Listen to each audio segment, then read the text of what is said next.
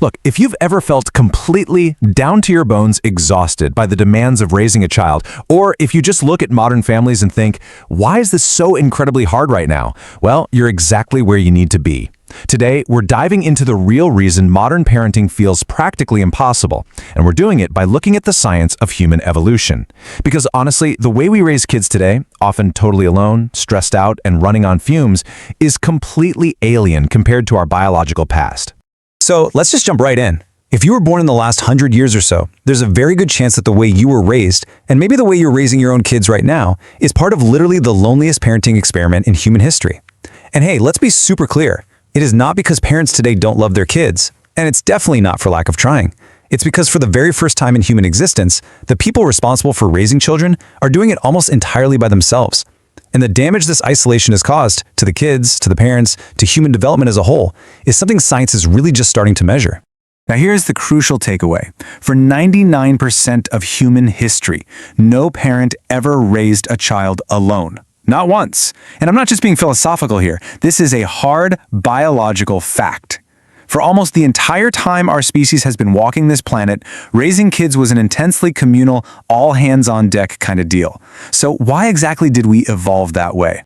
Well, it all comes down to basic biology. Think about it like this. A baby horse can stand up and run around on its literal first day of life. But a human infant, it is without a doubt the most dependent, helpless, and developmentally demanding creature evolution ever came up with. I mean, a human baby can't walk, can't feed itself, can't even regulate its own body temperature, right? It can't survive a single hour without direct care. And this massive dependency doesn't just last a few weeks, it lasts for years. They need constant teaching, protection, and emotional modeling. Biologically speaking, one single adult physically cannot provide all of that. It is literally impossible. But because of that intense dependency, our ancestors evolved this absolutely brilliant biological workaround. It's called alloparenting. Allo basically just means other. So your ancient ancestors raised their kids in alloparenting systems. And we're not talking about occasional babysitters here, or a neighbor stepping in for an hour so mom could finally take a nap. No, we're talking about fully invested co-parents, other adults and community members who shared the daily physical sweat equity labor of raising every single child in the group. They fed them, taught them, held them. It was just part of their fundamental biological job description. And this wasn't just some fun, quirky cultural trend to make life a little easier. It's hard science. Take anthropologist Sarah Hrdy over at UC Davis. She spent decades showing that relying on a village was the vital biological infrastructure that made human development even possible in the first place. You know why human kids take years longer to develop than any other primate? It's precisely because evolution basically banked on multiple caregivers being there. The human timeline just was not designed for two parents. It was designed for a village. The contrast between that ancient past and our present day is honestly pretty staggering. Biologically, we are totally wired for a crowded reality, bathed in this constant communal support where everybody pitches in. But modern life, it's forced us into something vastly different.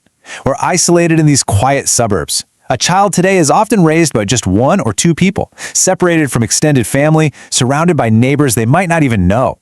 We outsource a huge chunk of a kid's waking hours to paid professionals and then hand that child back to two exhausted parents who are somehow expected to magically be everything that an entire ancient village used to be. And so when those two people inevitably struggle, when they feel like they are drowning under the weight of an entire village, modern culture basically tells them they're failing. But if you are an exhausted parent listening to this right now, I really need you to hear this loud and clear. Absolutely nothing is wrong with you. The experiment is what's wrong. Two people were never, ever supposed to do this alone.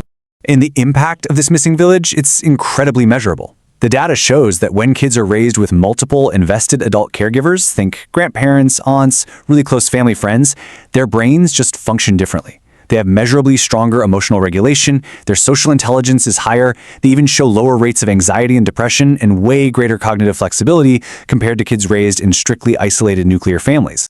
So, you might be wondering, why do we see such drastically better outcomes when there are more adults around? Well, it's because a human brain isn't born finished. Actually, it's born massively unfinished, way more so than any other primate. That developmental process actively needs environmental input to finish itself. The brain is literally in there building its own neural pathways in real time, responding directly to the social environment around it. It's an absolutely incredible feat of biology when you think about it.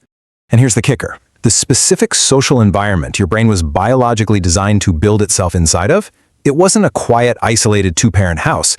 It was a living, breathing, noisy web of 15 to 30 different humans.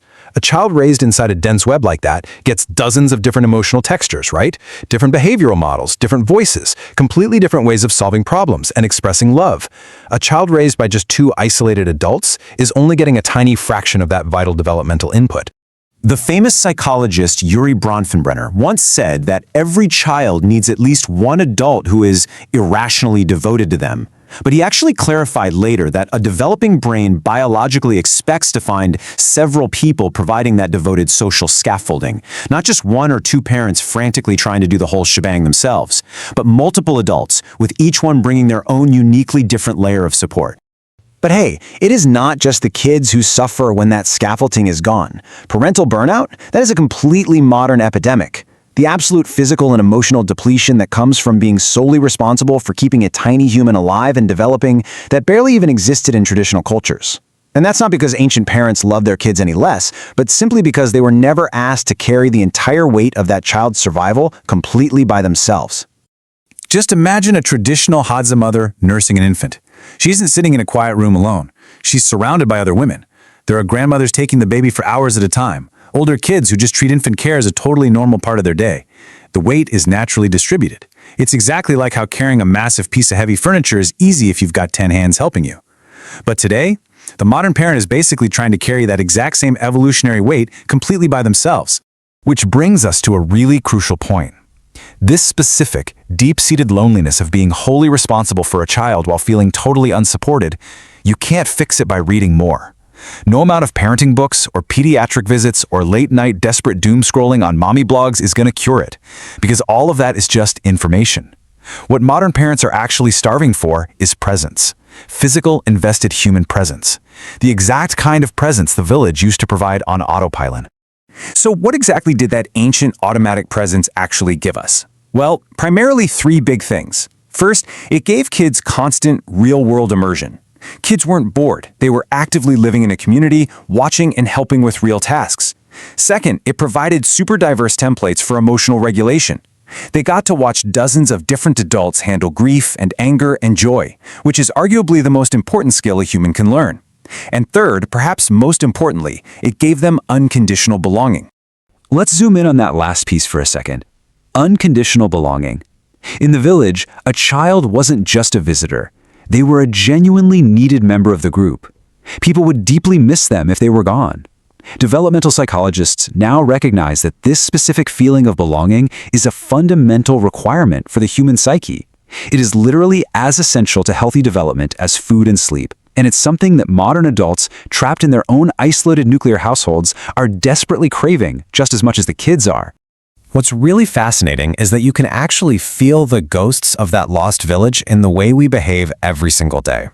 It's exactly why teenagers form such intense, desperate attachments to their friend groups.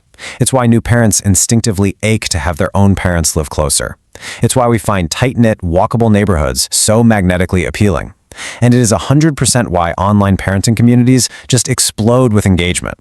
It's literally millions of isolated parents reaching out through a screen, desperately looking for the village that used to just be sitting outside their front door. So, to wrap up the biological reality of this explainer, the village was never just a luxury our ancestors had that we somehow outgrew. The village was the system. Our current setup, the isolated nuclear family, is the anomaly. It's the experiment. And frankly, the results of that experiment are glaringly obvious when you look at the mental health data of the kids and parents living inside it today. Now, obviously, acknowledging all this doesn't mean the fix is simple. The world that created that ancient village is largely gone in most places. It's been dismantled by industrialization, urbanization, and massive economic systems that scatter families all across the globe. We have to be realistic here. You can't just snap your fingers and rebuild the ancient village by tomorrow morning. But understanding this really does change everything. Once you realize what our brains were biologically built to expect, you can finally stop blaming yourself for finding parenting so impossibly hard. You're not failing. You were just handed a job that was designed for a whole community. And knowing that means you can start making deliberate choices. You can proactively find ways to bring more invested adult presence back in your kids' lives and more communal support into your own. Which leaves us with one vital final question to take away, and I really want you to chew on this. The ancient, biological village might be gone, scattered by modern life. But looking around your world today, Who will you deliberately invite into yours?